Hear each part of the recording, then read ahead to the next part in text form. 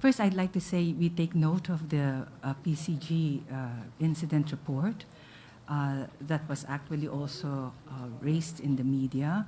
I do want to backtrack a bit and say, in terms of DFA's perspective, every time there's an incident report, we await the official incident report coming from all relevant agency. PCG is one of which.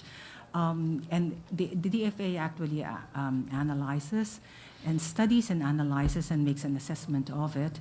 And based on that, based on this incident report, the inappropriate diplomatic action is taken.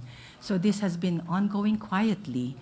Some actually have been raised in the press, but in terms of diplomatic action being undertaken by the department, this is continuing. Now, in terms of the President's visit, and in terms of the South China Sea issue, I think the President, and this is just, I cannot preempt the President, but I think the President will underscore what we want the waters to be.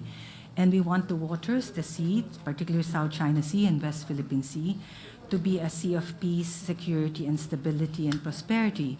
Because if it's a sea of peace, security, and stability, then the country can grow, then the region can grow and prosper.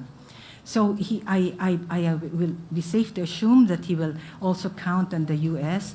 to actually support Philippine efforts in terms of enhancing maritime cooperation, upholding international law and freedom of navigation and overflight, and promoting sustainable development of marine resources.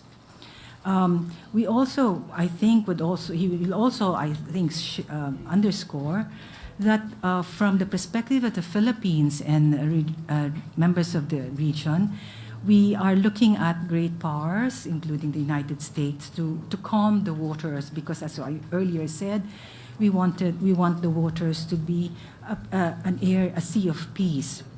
We are also very wary of possible miscalculation or further escalation of tensions in the region.